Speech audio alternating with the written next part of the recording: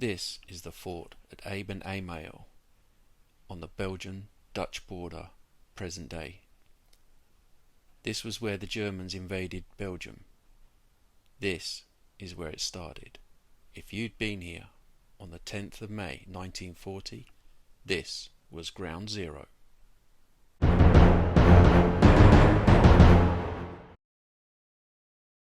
On the morning of May 10th, 1940, as Germany launched its invasion of Belgium, one of the most daring operations of the Second World War unfolded at Fort Eben-Emael. The Belgian fortress guarded key bridges over the Albert Canal and was considered one of the strongest defensive positions in Europe. Its guns could block any German advance through the area.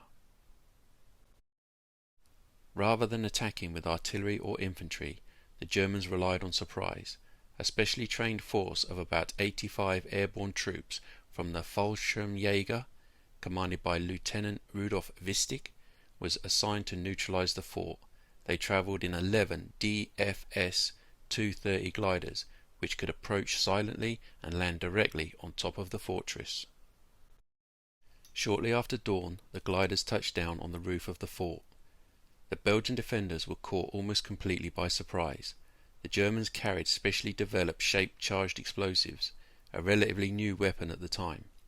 These charges were used to destroy gun turrets and observation posts that formed the core of the fort's defences.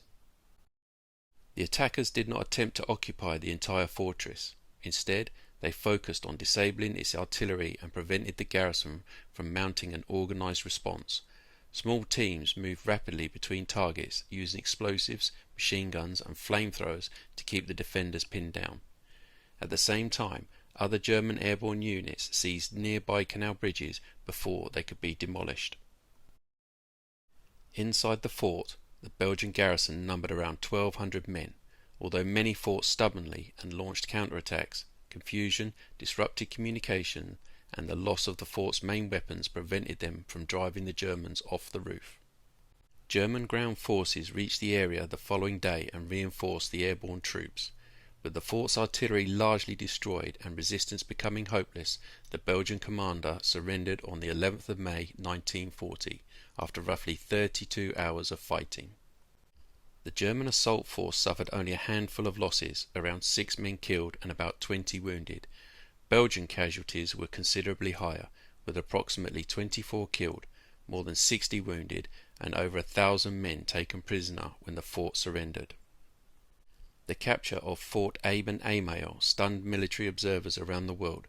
It demonstrated the effectiveness of airborne troops, glider assaults and shaped-charged weapons, and showed that even the strongest fixed fortifications could be overcome through surprise, speed and careful planning. The operation remains one of the most successful special forces attacks in military history.